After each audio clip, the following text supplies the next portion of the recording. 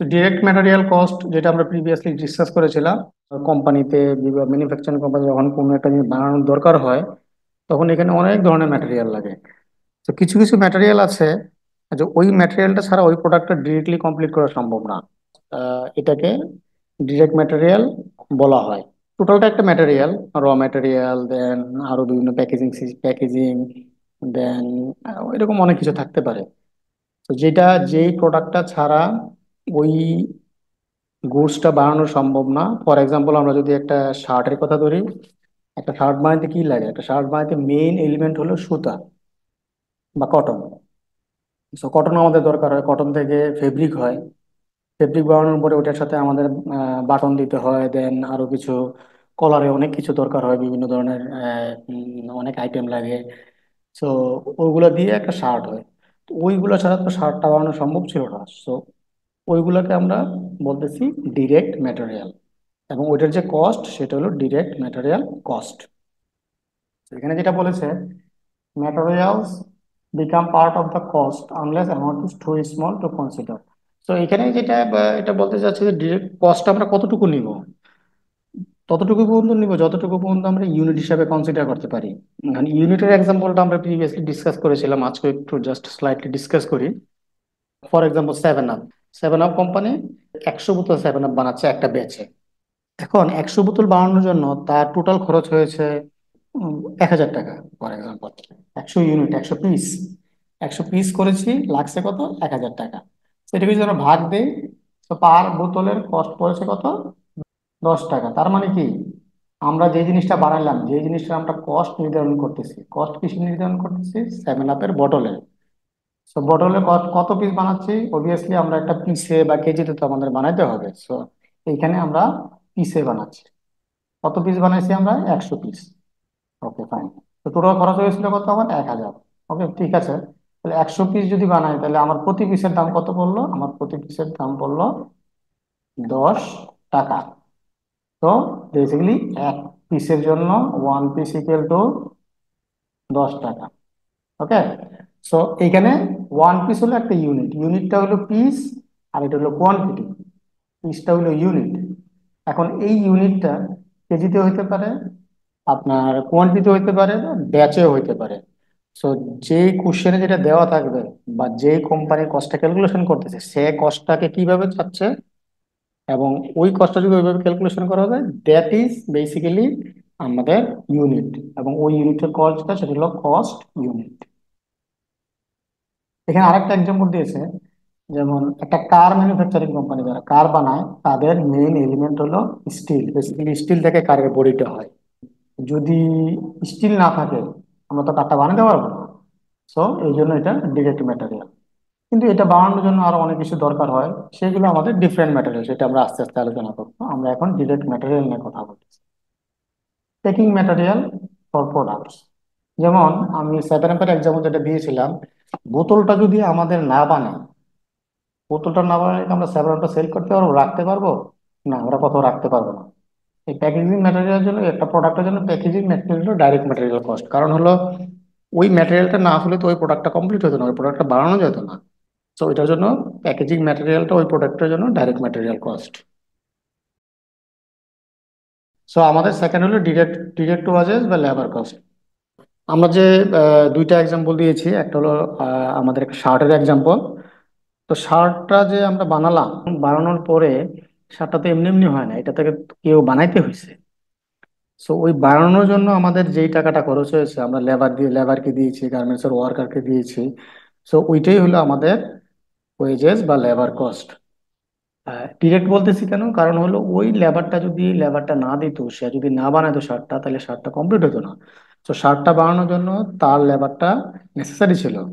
সেই জন্য আমরা এটা একদম ডিরেক্টলি ওই শার্টের সাথে রিলেটেড, সেই জন্য এটাকে ডিরেক্ট ওয়েজেস বলতেছি বা লেবার কস্ট বলতেছি।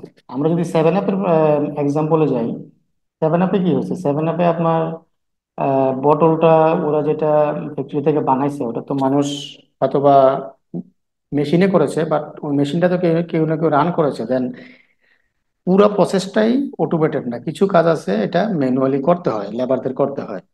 সো ওই লেবারটা যদি না হয়, এই সেভেন আপ বোতলটা প্রোডাক্টটা ফ্যাক্টরি থেকে বের হয়ে আসবে না। তো ওইটাই, সেই জন্য আমাদের একটা সরাসরি ডিরেক্ট কস্ট। তো এখানে কিছু এক্সাম্পল আছে। অ্যাসেম্বলি লাইন বলতে যেখানে একটা প্রোডাক্ট ফাইনাল করে, গাড়ির জন্য গাড়ি ফাইনাল করে, 7 আপের জন্য বোতলটা ফাইনাল করে, গার্মেন্টস এর জন্য বা যেমন শার্টের এক্সাম্পলে শার্টটা ফাইনাল করে, ওই অ্যাসেম্বলি লাইন। অ্যাসেম্বলি লাইনে ওয়ার্কারদের বেতন দেওয়া হয়েছে বা ওয়েজেস দেওয়া হয়েছে। কারণ হলো ওই ওয়েজেসটা না দিলে শার্টটা কমপ্লিট হতো না, বা ওই রেসপেক্টিভ প্রোডাক্টটা কমপ্লিট করতে হতো না। দেন আপনার inspector, quality control inspector, basically হলো শার্টটা বানানোর পরে এটাতে কোনো ফল্ট আছে কিনা, এটা প্রতিটা কোম্পানি একটা কোয়ালিটি কন্ট্রোল ডিপার্টমেন্ট থাকে, ইন্সপেক্টর থাকে। সো ওদেরকে স্যালারি দিতে হয়। কারণ কোয়ালিটি, ওই কোম্পানির পলিসি হলো কোয়ালিটি কন্ট্রোল ছাড়া কোনো মাল বাইরে যেতে পারবে না। সো দ্যাট মিনস আমাদের ওই প্রোডাক্টটা যদি কোয়ালিটি কন্ট্রোল না করি তাহলে তো এটা বেচাই মানে রেডি করতে পারবো না। সো সেই জন্য এই কস্টটা ডিরেক্টলি আমার ওই প্রোডাক্টের সাথে রিলেটেড, সেই জন্য আমরা ডিরেক্ট ওয়েজেস বলতেছি। তারপর আছে আমাদের ডিরেক্ট এক্সপেন্সেস। সো আমরা কি দেখলাম? আমরা দেখলাম এক নম্বরে দেখলাম ডিরেক্ট ম্যাটেরিয়াল, ডিরেক্ট লেবার। তারপরে আরো কিছু এক্সপেন্সেস, বিভিন্ন ধরনের এক্সপেন্সেস হয়, ওগুলোকে আমরা ডিরেক্ট ক্যাটাগরি না করে ডাইরেক্ট এখানে এক্সপেন্সেস বলা হয়েছে। বেসিক্যালি বাকি কতগুলো এক্সপেন্সেস। তো বাট ওই এক্সপেন্সেস গুলো আমার ডিরেক্ট, ওই মানে ওই বাকি এক্সপেন্স গুলো যদি আমার না হইতো তাইলে আমি ওই প্রোডাক্টটা কমপ্লিট করতে পারতাম না। 7 নম্বর বোতলটায় একটা লেবেল লাগাইতে হয়, ওকে, বা লেবেলের ভিতরে একটা ছোট একটা ডিজাইন দিতে হয়। তো এখন ওই ডিজাইনটা ছাড়াও 7 এর বোতলটা বানানো যায়, কিন্তু ওই ডিজাইনটা একটা রিকোয়ারমেন্ট দিতে হয়, দিলে ভালো। সো দ্যাট মিনস কি হলো, যে এটা কিন্তু ডাইরেক্ট ম্যাটেরিয়াল কস্ট না, ডাইরেক্ট লেবার কস্ট না, এটা হলো একটা আলাদা এক্সপেন্সেস হয়েছে, যেটার জন্য আমাকে খরচটা আমাকে বিয়ার করতে হবে।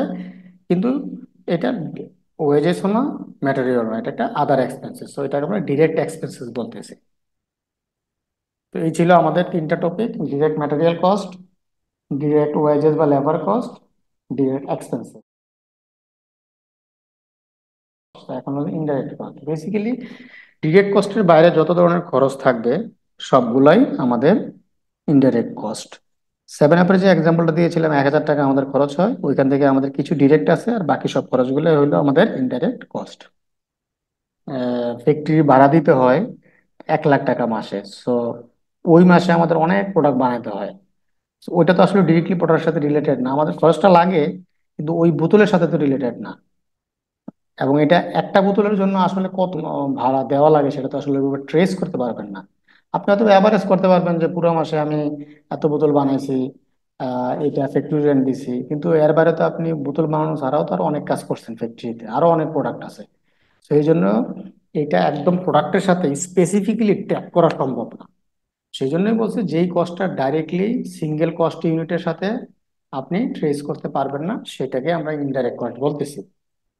এক্সাম্পল হিসেবে আমাদের রেন্ট আছে। তো ফ্যাক্টরি বিল্ডিং, যেটা ইনডাইরেক্ট কস্ট বলতেছি। আমরা salaries for supervisor over the multiple jobs, that means আমরা সুপারভাইজারকে স্যালারি দেই।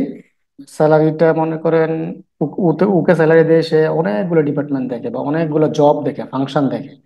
সো আসলে একটা ফাংশনের জন্য কত খরচ হয়েছে তার স্যালারি, সেটাই স্পেসিফাই করা সম্ভব না। সেই জন্য এটাকে আমরা ইনডাইরেক্ট কস্ট বলতেছি। ক্লিনিং সাপ্লাইজ ফর ফ্যাক্টরিজ, এখন একটা ফ্যাক্টরি ক্লিনিং এর জন্য বা একটা ফ্যাক্টরির ফ্লোর পরিষ্কার করতে হয়। পরিষ্কার করার জন্য আমাদের ক্লিনিং ম্যাটেরিয়াল আনে। এটাতে স্পেসিফিক প্রোডাক্টের জন্য ক্লিন, এটা পুরো ফ্যাক্টরি ক্লিন রাখতে হয়। সো এখানে একটা সিঙ্গেল প্রোডাক্টের জন্য, ইউনিটের জন্য কি পরিমাণ আসলে আমি ক্লিনিং খরচ করেছি ওটা ডিরেক্টলি ট্রেস করা সম্ভব না।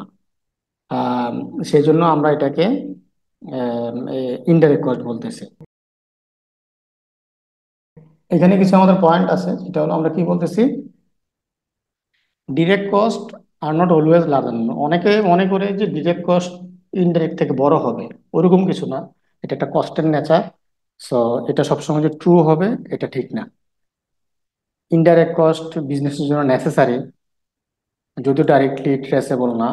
এটা সবসময় কেস নাও হইতে পারে। ইনডাইরেক্ট কস্ট যদি একটা প্রোডাকশনে বা একটা কোম্পানি বা একটা প্রোডাক্টে না থাকে, না থাকতে পারে, বা কোশ্চেনে নাই দিতে পারে, দ্যাট মিনস যে ইনডাইরেক্ট কস্ট ছাড়া ডাইরেক্ট কস্ট হবে না, দ্যাট ইজ নট নেসেসারি। আবার বলতেছি ডিরেক্ট কস্ট ফিক্সড হইতে পারে, আবার ভেরিয়েবল হইতে পারে। Indirect cost can also be variable.